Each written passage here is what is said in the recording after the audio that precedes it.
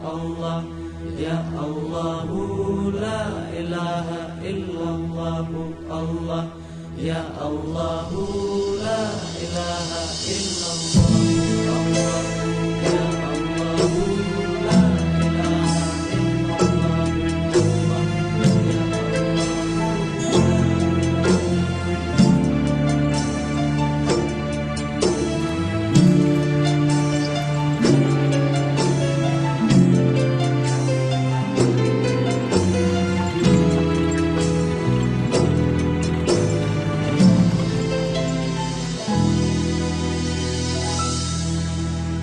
ya Habis itu datang orang dari daerah barat, lari-lari air laut naik gitu ya. Udah pada lari semua. Pas saya nengok airnya udah dekat sama saya kan, saya berdiri terus kayak gitu. Datang satu mobil, ayo dek. Saya kan tercengang aja, nggak tahu ngomong apa. Langkah pun nggak bisa, nggak sanggup, berat langkahnya. Habis itu di belakang kami banyak kali ini orang-orang yang berlarian itu, yang tolong banyak kali rame ya. Kayak yang kasihannya orang-orang tua, tapi nggak tahu deh, yang misalnya nggak kita kayak mana ya, nggak ada yang ini yang ditolongin tuh. Kita kan kayak mana ya, nolong diri sendiri lah istilahnya, nggak ada yang menolong orang lain tuh nggak ada. Habis itu sampai ke gunung kan udah ini air pertama udah ini kan udah reda, udah surut semua. Habis itu kami udah sampai ke puncak gunung, kami tengoklah arah kota Banda Aceh itu. Arah kota Banda Aceh itu habis di saat air kedua itu.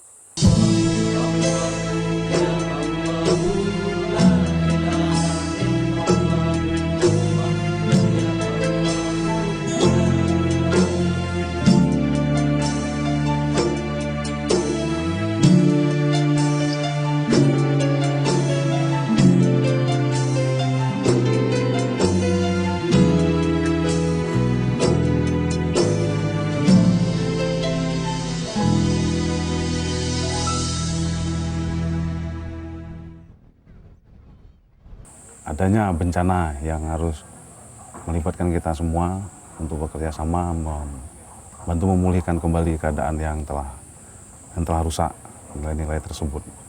Jadi hubungannya dengan IDEM dimulai dari tahapan awal emergency respon tanggap darurat setelah bencana tsunami dan gempa bumi 26 Desember 2004.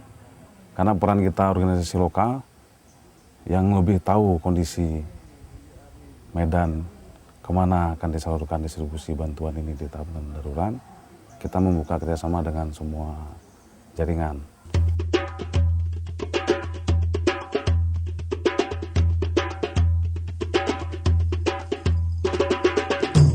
Dan dengan kerjasama dengan Green Camp beberapa kali di saat tanggap darurat, kita juga sempat diskusi sama mereka soal rencana jangka panjangnya bagaimana. Kemudian ada sebuah keinginan untuk mengembangkan permakultur di Aceh. Kita survei, kita lihat, kemudian kita membuat kesepakatan untuk mengembangkan Green Hand School di Aceh dengan IDEM. Dan kita buat agreement, perjanjian bersama-sama, waktunya 3 tahun, plus habis itu kita tambah lagi 1 tahun untuk membangun Yayasan Permakultur Aceh yang benar-benar independen dan mandiri untuk melanjutkan proses permakultur secara mandiri.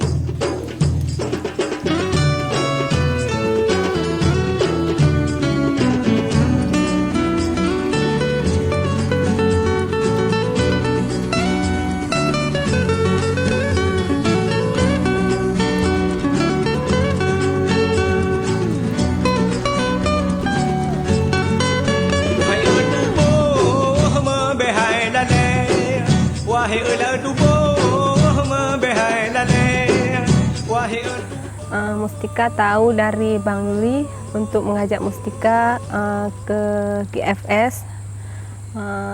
Dia bilang, kamu mau ikut pelatihan di GFS?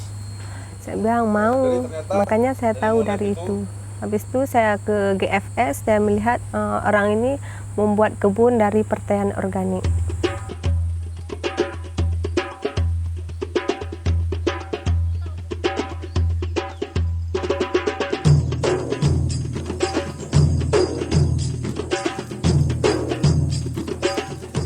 seketika tertarik mengajak masyarakat untuk membuat pertanian organik karena tidak terlalu menghabiskan biaya. Proses yang kami lakukan terhadap masyarakat itu ya seperti membuat kebun-kebun itu, kami mengajak mereka untuk membuat kebun dan kami membagikan alat-alat untuk pertanian organik supaya masyarakat sangat senang untuk melakukan kebun.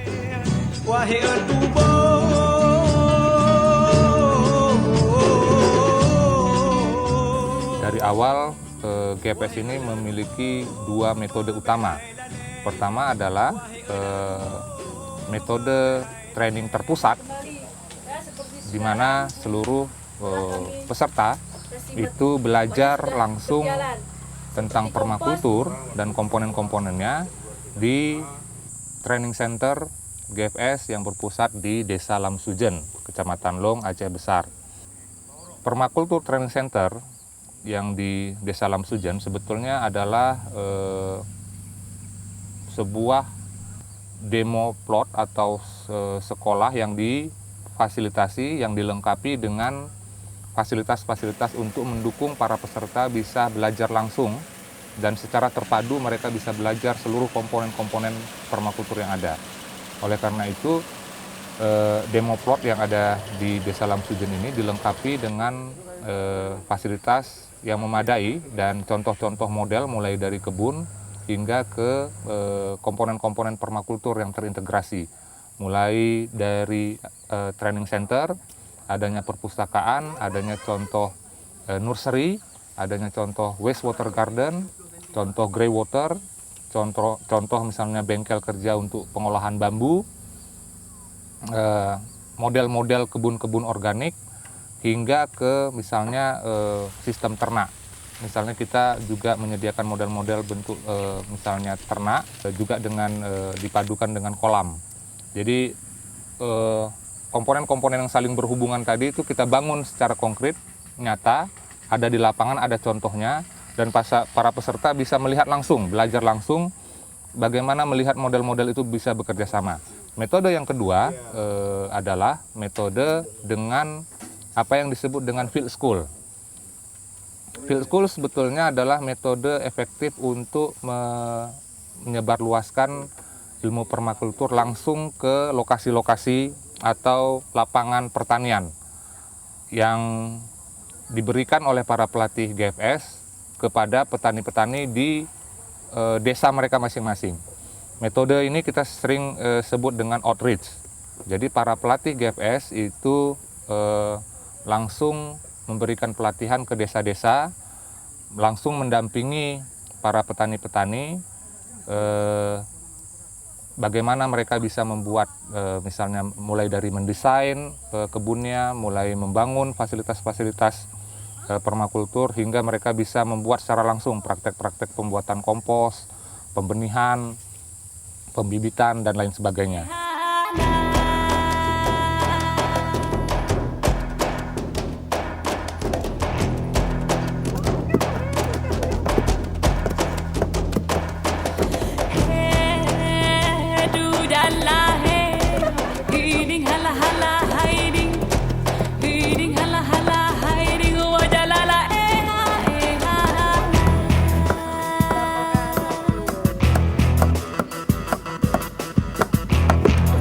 Dengan adanya di sini, ada acara di sini, saya bertambah ilmu saya. Saya yakin pertanian organik ini ya lebih gampang dan yang jelas ekonominya lebih menunjang ke depannya. Apa berani abang membandingkan organik sama kimia? Saya bilang ya, sekarang berani.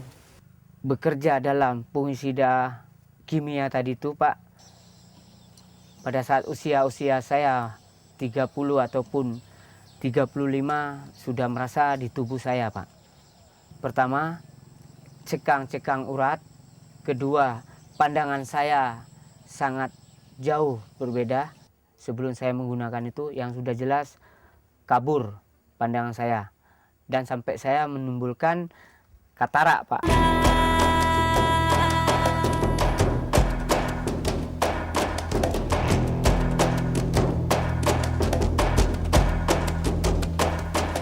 wawasan yang saya setelah mengikuti pelatihan PDC ini kan dianjurkan oleh saat sekarang ini petani itu harus menggunakan organik. Kalau organik dia yang sudah berfungsi organik tadi ke tanaman coklat tadi itu 18 buah dia sekilo Pak. Kalau yang kimia tadi itu dia larinya kebanyakan ke daun dan ke batang, tapi buah 23 biji itu 1 kilo.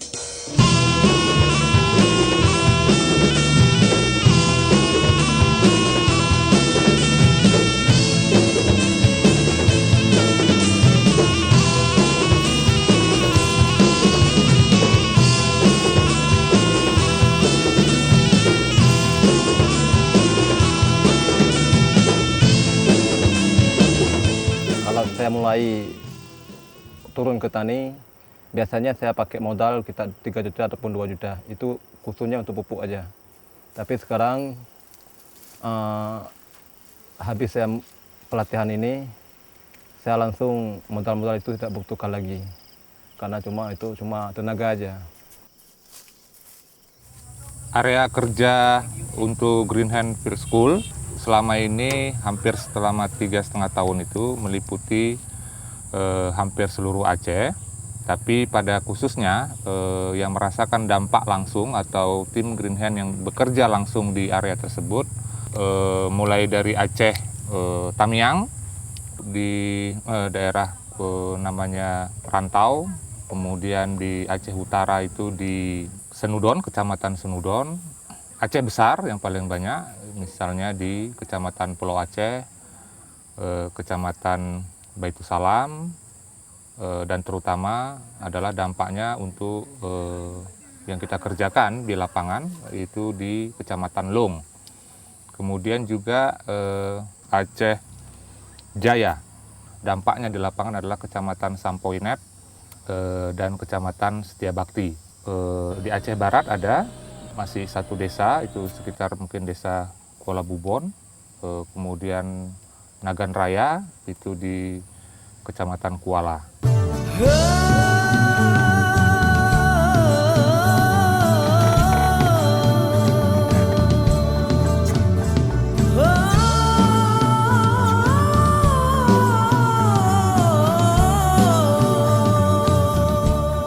Ini kompos nih kami bikin selalu nih, nah kompos.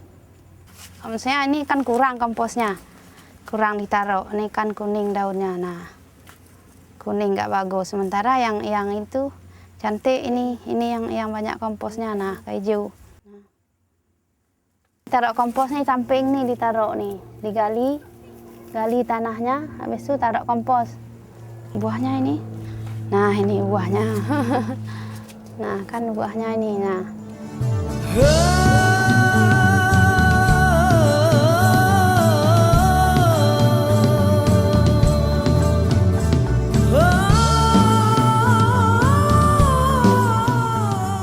Hasil kompos ini. Ini Gambas pakai kompos juga nih. Sudah berbuah, ini kan buahnya masih kecil. Nah, untuk sayur. Kan nih bikin sayur, ini buahnya nih bikin sayur nih. Enak, manis.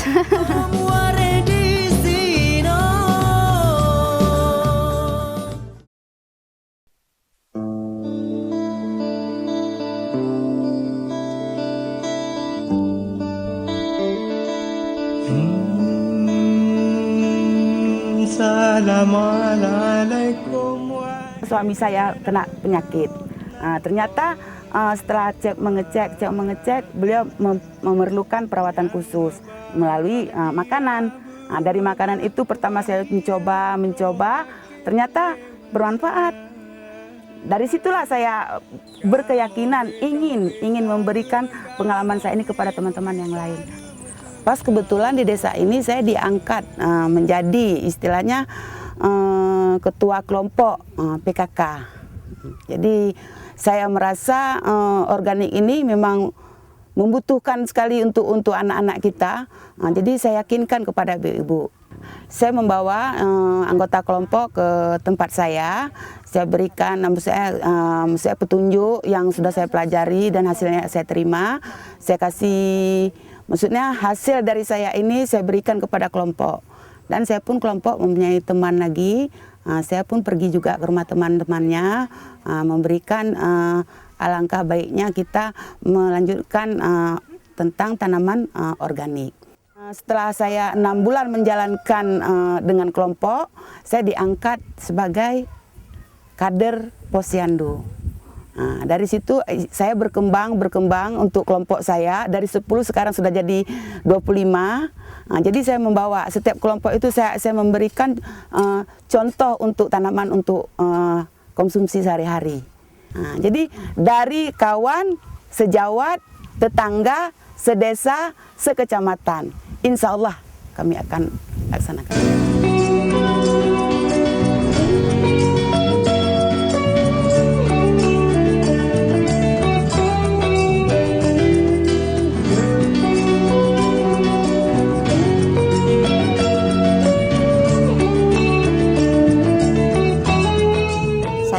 Sayuran ini dari tanaman dan perkebunan kecil-kecilan ini bisa membantu ekonomi suami, ekonomi dapur saya sendiri.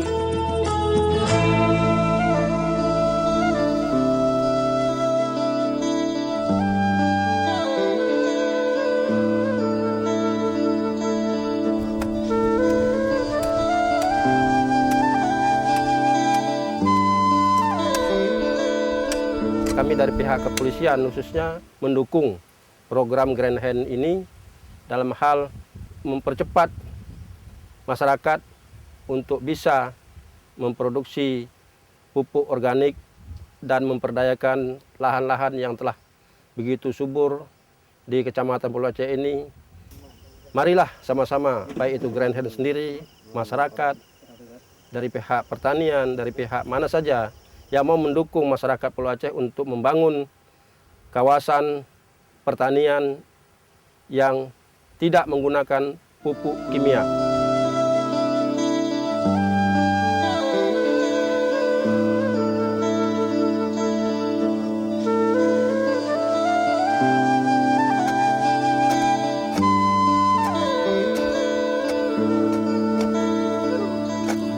Di sini di Aceh Jaya, sebagian besar petani kita ini limbah dari hasil pertanian tersebut tidak dimanfaatkan.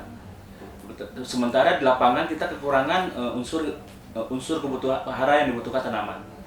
Saya pikir kalau memang unsur limbah yang ada di pertanian ini kita bisa memanfaatkan dengan baik sebagai pupuk, sebagai sumber unsur hara kepada tanaman, masalahnya kita ingin mengembangkan satu kawasan yang namanya kawasan organik. Jadi barangkali latar belakang, kemudian juga di samping itu kita ingin tujuan akhir kita ingin meningkatkan pendapatan masyarakat petani yang ada dengan menggunakan limbah yang ada di lapangan. Karena sebagaimana kita ketahui, kita punya misi di Aceh Jaya ini seperti saya punya visi, itu ingin memberdayakan ekonomi lokal dalam meningkatkan pendapatan masyarakat petani yang ada di Aceh Jaya.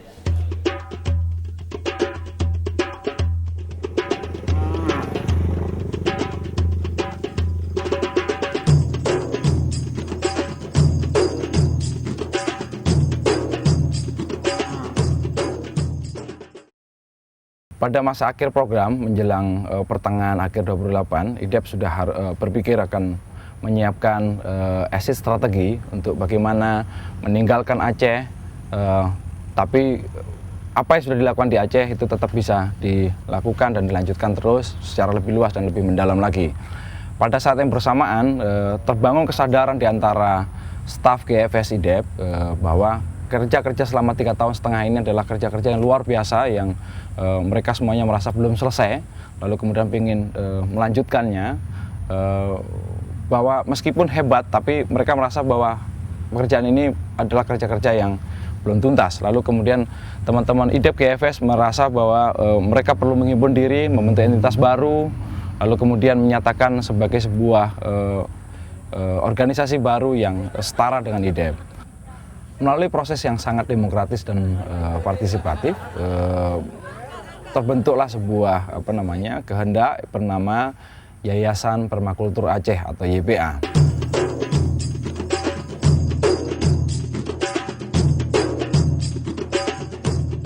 Jadi harapan saya sendiri bersama teman-teman di sini ingin agar YPA ini memiliki kesamaan dengan misi-misi yang sudah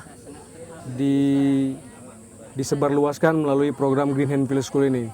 Artinya kita tetap mengadopsi bahwa kita berkomitmen untuk menyebarluaskan konsep permakultur ini.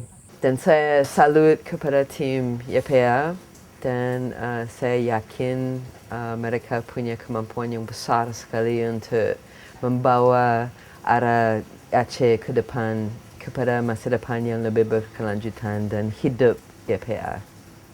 Kami siap. Kami siap. Kami siap. Kami siap. Kami siap. Kami siap melanjutkan kerja-kerja permakultur di Aceh.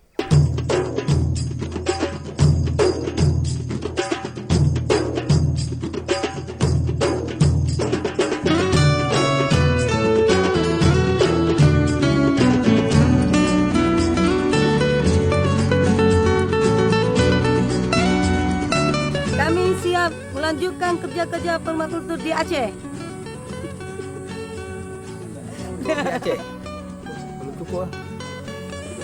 Kami siap melanjutkan kerja-kerja permakultur di Aceh. Kami siap melanjutkan kerja-kerja permakultur di Aceh. Kami siap Kami siap melanjutkan kerja-kerja. Oke, Bu. Kami siap kerja-kerja.